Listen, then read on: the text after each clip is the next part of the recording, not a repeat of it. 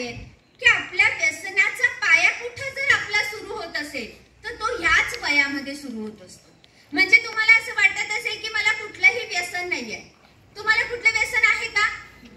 नाही, कुठलंच व्यसन नाहीये. पण तुम्हाला माहिती आहे का मित्रांनो आणि मैत्रिणींनो, आपल्या घरामध्ये चोर पावलांनी एक व्यसन प्रवेश करायला लागलेला आहे. कुठलं बरं ते व्यसन आहे? माझी आजी लहानपणी मला म्हणायची, रोज सकाळी उठलं ना की हातांचं दर्शन घ्यायचं. ज्या हाताने आपण अभ्यास करतो, ज्या हाताने आपण कष्ट करतो, ज्या हाताने आपण स्वतःचं अस्तित्व निर्माण करतो, त्या हातांचं दर्शन घ्यायचं. पण आम्ही रोज सकाळी कशाचं दर्शन घेतो?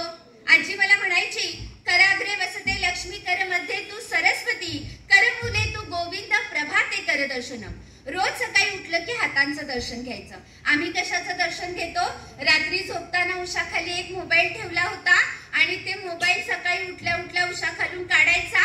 माझ्या मैत्रिणीचा काही मेसेज आलाय का, ग्रुपला काही रिप्लाय आलाय का, मी काल छान तयार झाले होते आणि मी कार्यक्रमाला गेले होते, त्याचा मी फोटो टाकला होता, माझा फोटो माझ्या मैत्रिणीने बघितलाय की नाही, या काळजीने आपण सगळ्यात उठल्या उठल्या पहिल्यांदा जर कुठली गोष्ट करत असू तर आपण मोबाईल हातात घेतो. पटलं ना तुम्हाला?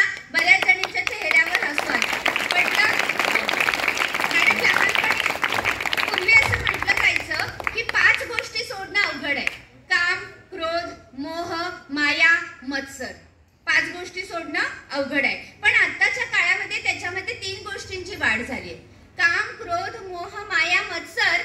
फेसबुक, व्हॉट्सअप, इन्स्टा नाही सोडवत आम्हाला. एक दिवस आईने जेवण नाही दिलं तरी चाल, नेट पॅक संपता कामा नये. आणि ही देणगी तर आपल्याला कोरोनानेच दिली. कोरोनाच्या काळामध्ये सगळ्या शाळा बंद होत्या. तुमची शाळा पण बंद होती ना? ऑनलाईन शाळा चालू होती. हक्काने आईने मोबाईल आणून दिला आपल्या हातामध्ये. पण आईने परत